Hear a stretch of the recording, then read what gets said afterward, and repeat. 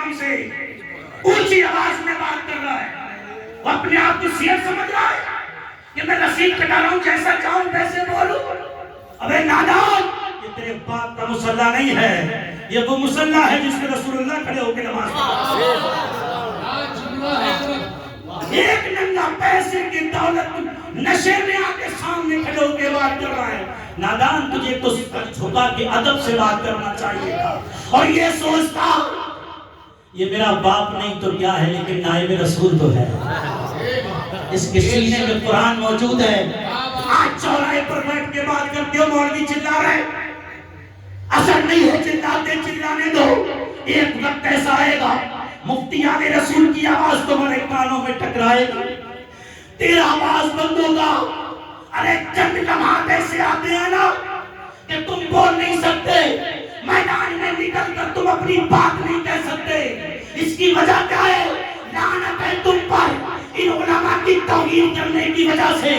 اب بھی نہیں سن رہے؟ میں نے کہا دل کے پھپولے جل اٹھے، سینے کے داغ سے اس گھر کو آگ لگ گئی، گھر کے چراغ سے تم نے علماء کو ذلیل سمجھا، پیر کی جوتی سمجھا، انہیں تم نے نوکر سمجھا۔ تیرا بیٹا 40,000 کماتا ہے، علماء 4,000 لے رہے ہیں، تیرا بیٹا 50,000 کما رہا ہے، علماء کی تنخواہ صرف 5,000 10,000، اور اس میں بھی کہتا ہے نا چوراہے پر بیٹھ کر موٹے ہو گئے،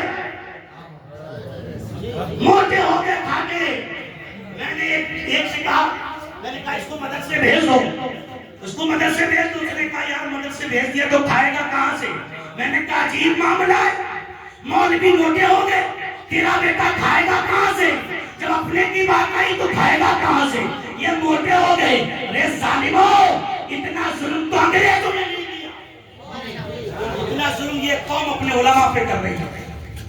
پہلے حالات خراب ہے، میں تمہیں خوش کرنے نہیں آیا، میرا مزاج نہیں ہے۔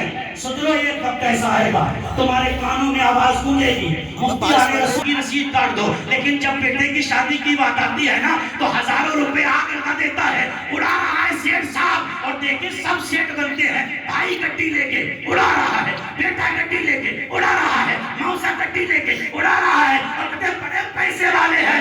ابے پیسے والے نہیں ہیں، ننگے ناچ پہ لٹا رہے ہیں، ننگے ہیں۔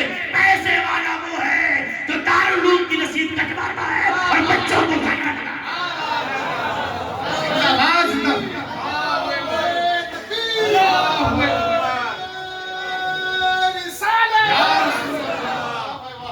بغداد کی سرزمین تھی، ایک مجذوب نکلا۔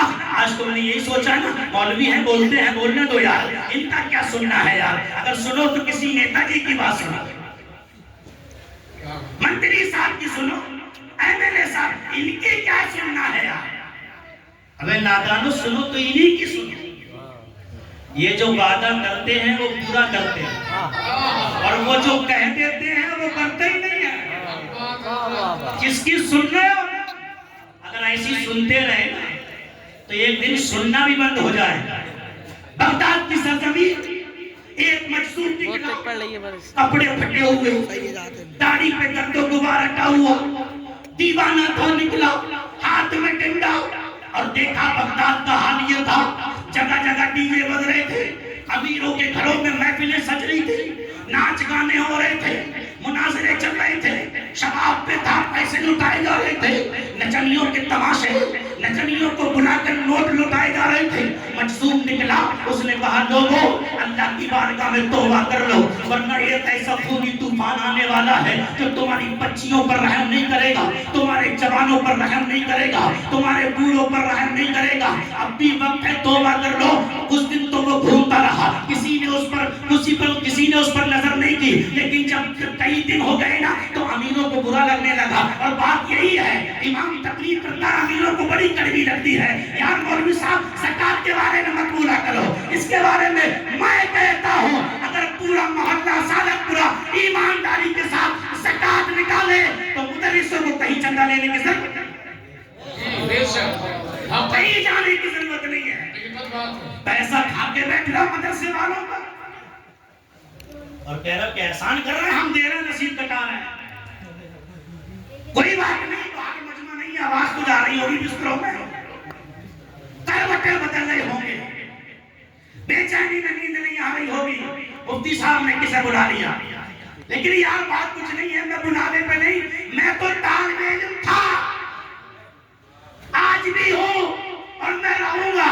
یہ میرے استاد بیٹھے ہوئے ہیں، بغداد میں مجذوب نکلا، آواز آئے گی کانوں میں، جب آئے گی تب کچھ نہیں رہے گا، یاد رکھ۔ مجذوب نے کہا توبہ کر لو، ابھی وقت آ گیا ہے۔ امیروں کو برا لگا، کہا اس کو پکڑو باہر پھینکاؤ، لوگوں نے پکڑا باہر پھینکا ہے، لیکن مجذوب پھر آیا، پھر گلیوں میں گھوم رہا ہے، لوگوں توبہ کر لو ورنہ ایک خونی طوفان آنے والا ہے، تمہارے بچوں پر رحم نہیں کرے گا، تمہاری عورتوں پر رحم نہیں کرے گا، لیکن کسی نے نہیں سنا، پھر پکڑا، پھر باہر پھینک دیا۔ امیروں نے دیکھا یہ نہیں مانے گا، کہا اس کو پکڑو، اس کو پیٹو، نوجوانوں نے پکڑ کے پتھر مارنے شروع کیے، مجذوب زمین پر گر جاتا ہے، خون سے لہو لہان ہو گیا، پھر پکڑا، پھر اٹھایا، پھر پیٹا۔ مجذوب نے آسمان کی طرف دیکھ کے کہا مولا میں تیرے بندوں کو تیری طرف بلا رہا ہوں، میں تیرے بندوں کو عذاب سے ڈرا رہا ہوں، میں تیرے بندوں کو گناہوں سے دور رکھنے کی کوشش کر رہا ہوں، لیکن مولا تیرے بندے ماننے کو تیار نہیں ہے۔ جنگل میں اٹھا کے پھینکا، پھر کسی نے اس مجذوب کو نہیں دیکھا۔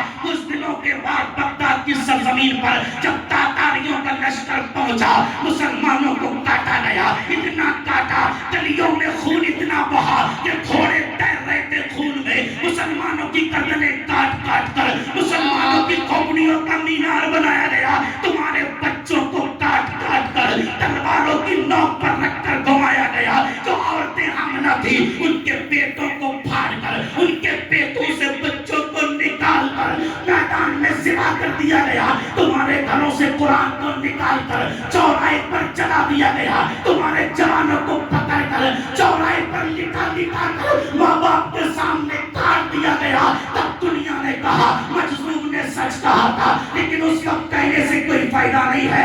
آج ان کی بات کڑوی لگ رہی ہے کہ اب بھی وقت نہیں آیا، 8 سال کی بچی کے ساتھ بلاత్కాر کیا ٹرین کی حالت میں، تیری بچیوں کا نقاب چھینا جا رہا ہے، تیری بچیوں کو